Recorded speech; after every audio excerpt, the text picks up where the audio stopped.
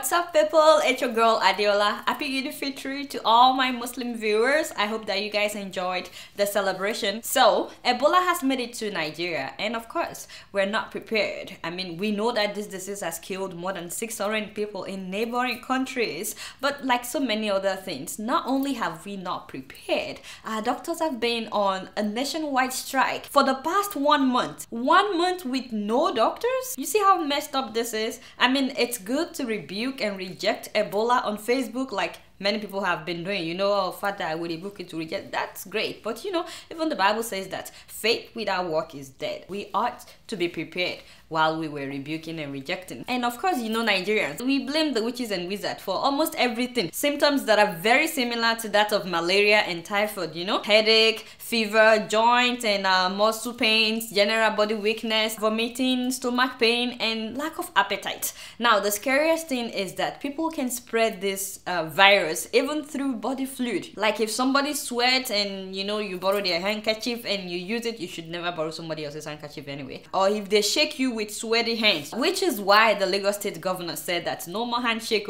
no more handshake, no more hugging for now. Not even a holy hug. Yeah, something like this. Thank you, my brother. You're very smart. And no more eating bushmeat, especially bat. All of you that order your plate of fufu from Mama Yusuf, yes, no, start asking for fish. No more bushmeat. A lot of people are getting this virus from eating bushmeat because some of the animals are carriers of the virus. I heard that some pastors are saying that they can cure Ebola.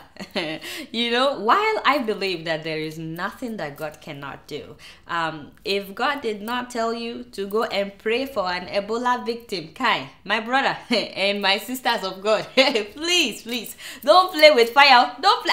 This is not just about you, it's also about your loved ones who may also contract the virus from you. But of course, my deepest condolences to everyone that have lost a loved one since the Ebola outbreak in Liberia, in other African countries. Please accept my condolences. But you know, before I forget, I had something this week that made my stomach do buru, you know. Can you guys believe that the Nigerian government tried to pay off the parents of the kidnapped girls? Hey whoa, you know, I heard that it was a 100 million naira that they give these parents, but the presidency came out and denied it.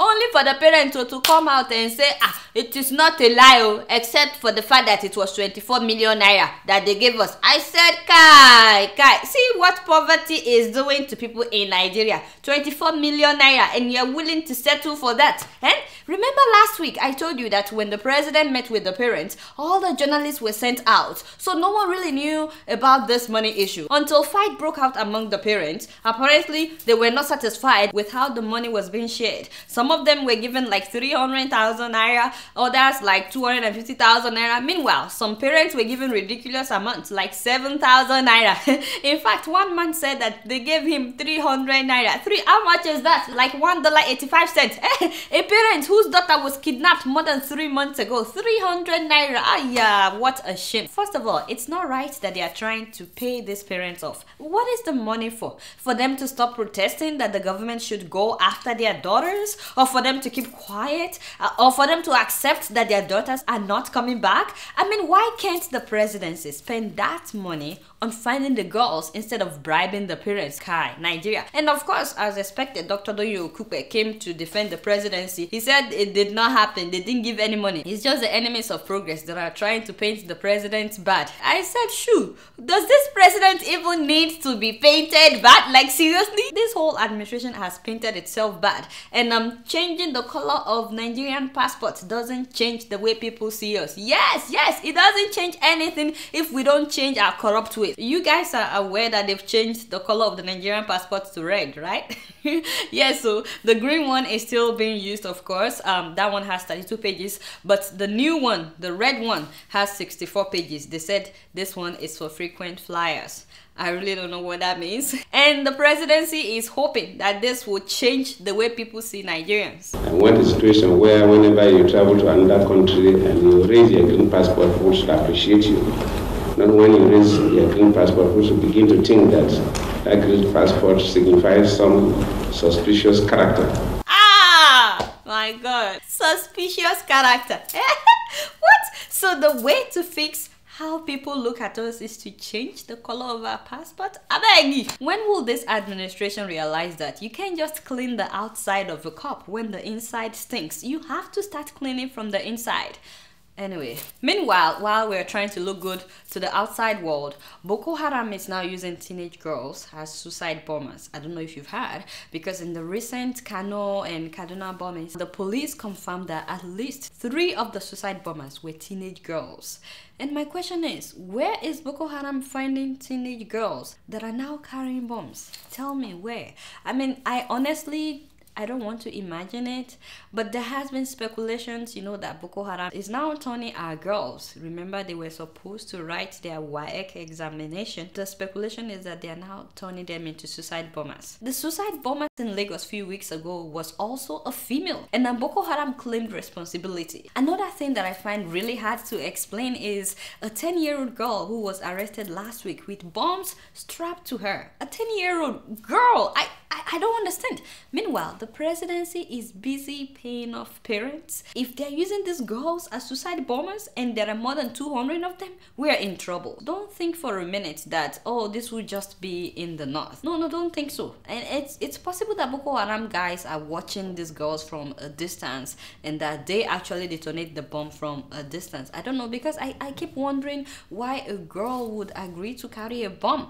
But you know, after more than 3 months of being raped every day and after being fed the wrong doctrines, and I mean, that's enough to mess up somebody's mind and for some people to want to end their lives anyways. But you know, I just hope that something be done very soon before this completely gets out of hand. It's already out of hand as it is, but hopefully we can still save our girls, you know. But you guys know I don't know anything. Guess what? I'm just keeping it real. Moving on to South Africa. In case you've not heard, now the most popular course to study in school is now anthropology. Yeah, so that is the study of humans in the past and in the present. Yes, very, very wonderful and noble course. Anthropology became popular in South Africa when the president's youngest daughter, that is 25-year-old Tutukile Zuma, was made the chief of staff in the Ministry of Telecommunications. Africa's anthropology, Ministry of Telecommunications.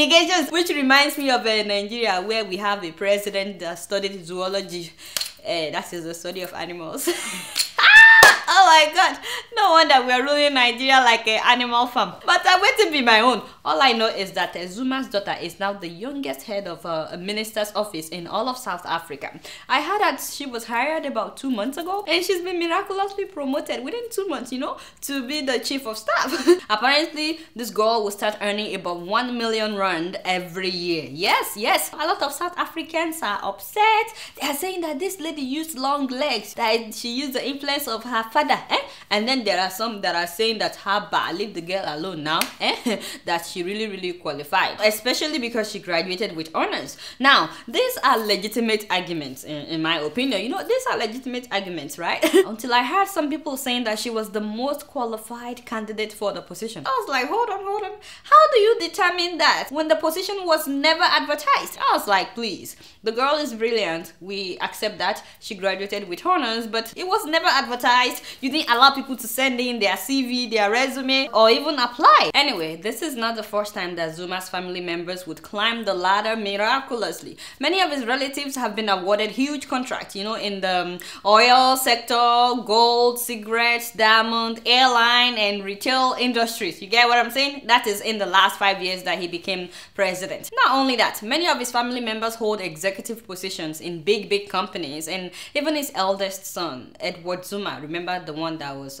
sued by the wedding company when he got married because he didn't pay his balance? Yes, that one. He's reportedly involved in so many companies, and he's been accused of corruption over and over again. And don't forget that the president's nephew, that is Kulubuse Zuma, I hope I'm pronouncing his name correctly. I mean, he's a co-owner of a mine company with Nelson Mandela's grandson, and that company was also accused of failing to pay hundreds of workers. I mean, how can you not pay your workers? That I do not understand. And that was besides the fact that he was accused of being involved in a 13 million rand investment fraud. So no be today that Zuma has been putting his family members in strategic positions. He himself has been criticized for spending about 14 million pounds taxpayers' money on renovating, you know, quote unquote, renovating his house. It is no longer about your qualifications, my people. In Africa today, it's all about who you know or who your father is. And now, speaking of who you know, is it true, you know, that Grace Mugabe is preparing to take over from her husband in Zimbabwe? Hey, well, that shall never end.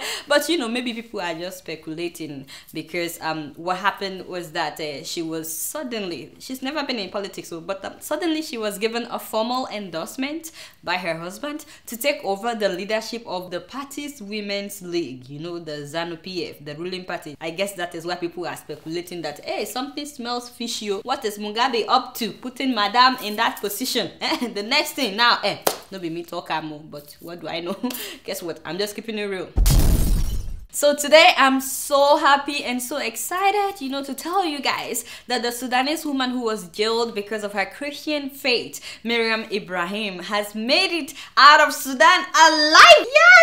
Yes. So, you know, they made it out. I'm so glad. I'm so happy, you know. Thank you everyone that signed the petition for her release, and thank you everyone that prayed for this woman. I know that a lot of people have been praying for her. I was praying for her as well. And you know, when I look at her pictures, I see a brave woman. I mean, she appears not to be shaken by everything. She looks like someone who fought a battle and won. Because quite honestly, a lot of women in her shoes have died without anyone even knowing. Her first stop was Italy, you know, where she met with the Pope. A big thank you to the Italian diplomats for getting involved in her case. They say that they didn't even tell her or her family where they were taking them until they got to the airport. Just in case someone else is listening. And guess what? She arrived to the US this week, and you should see how people welcomed her and her family. Such a great relief, I'm sure. You see how things turned around for her. Her story is a beacon of hope that even the most hopeless situations can be reversed when people stand up for what is right. So please, let's not get tired of standing up for what is right or fighting for those who may not be able to fight for themselves. And speaking of hopeless situations, I hope that you guys have been following what's going on in Gaza. The war with Israel has been off and on for decades, and it's all over land issues. But in the last 30 days, things have really skyrocketed. After weeks of tension following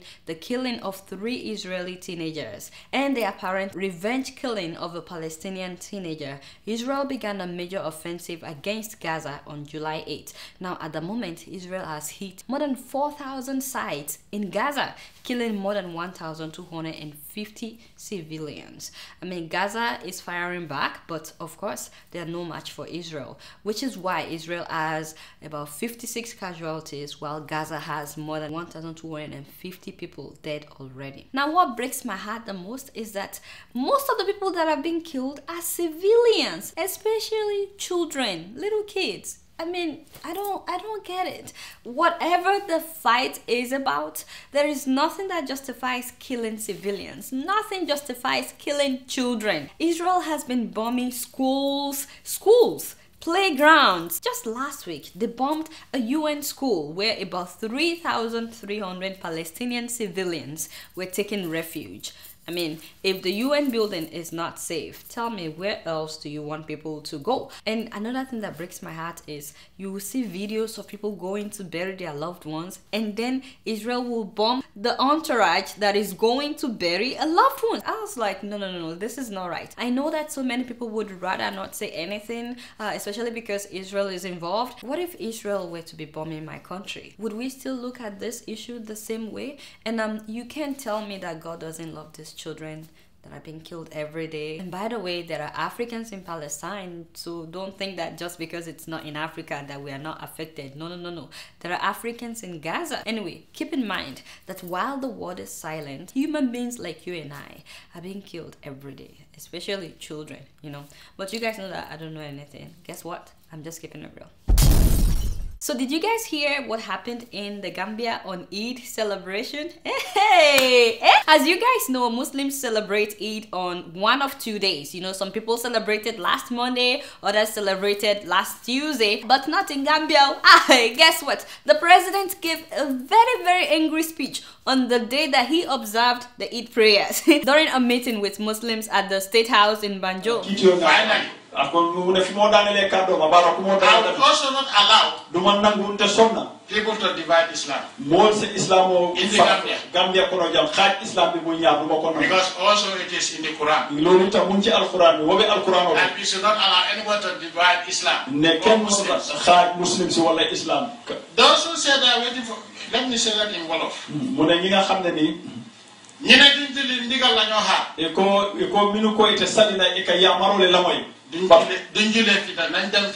Okay, stop it. The rest of the speech is in Wolof. That's why I have to stop it. But he basically said that no one would divide Muslims, you know.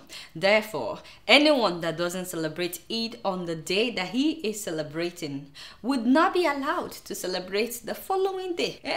You know, he told them in that video that any imam or any village head that disobeys would be jailed, that they will put them in prison. Policemen and paramilitary troops were patrolling everywhere the following day. They locked up mosques. Imams could not leave their houses because they kept their eyes on them. Everybody that had planned to celebrate Eid on the second day was not allowed to celebrate. He said he owns Gambia. No, he's not hiding it. He said it. If you understand Wolof, I beg, watch the full video. And that whoever refuses to pray on Monday would face the brunt of his power. Kai, you see what I'm saying?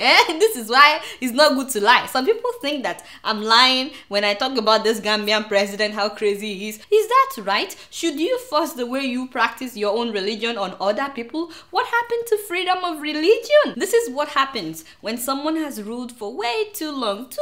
You know that he just celebrated his 20th year in power. 20. Let's take a look at some of the things that he did. Yes, in 20 years, he built a very beautiful arch, you know, at the Banjul airport in Gambia. It is very beautiful, you see. Jermaine also built the only university in the Gambia. Yes, you know, they have one university. He built that university. Before he came, there was no university. That is very commendable. And then on top of that, he constructed roads, and even in many rural areas, you know, good roads. Again, that is very commendable. And he stopped sex tourism, because there was a time that, you know, sex tourism was really booming in the Gambia. So he stopped this, and he built a lot of hospitals. The man built hospitals, but you know, the only problem is that there are no doctors and no medicines in the hospitals that he built, so people are still going abroad for treatment. Also, there are no good lecturers at the university which he built. People are complaining that there are no good lecturers. Oh, by the way, the arch is very pretty, right? But I heard that only his car and his wife's car, you know, the first lady's car, they're the only cars that are allowed to pass through the arch. Apparently the thing will collapse if everybody is passing through. I don't understand that. Anyway, so but in 20 years, are you kidding me? That's not even up to like 5 things in 20 years. Do you even need a year to do all that? No, this is not right. Do you guys know that when this man took over on July 25, 1994, he granted an interview to journalists in which he said that he led the military to take over because the former president was plundering the country's assets. Let me read some of what he said that day. He said, "We're going to institute a government that is composed mostly of civilians. What we want is for the nation's assets that have been plundered to be returned to the state for the benefit of all Gambians." And then the reporter asked him, so how soon should we expect a new government to be named, you know? And Jermaine said that we are not giving any timetable for elections. Let me put on my glasses. But that does not mean that we are here to stay too long. We don't want life presidency. We don't want a president that would rule for decades.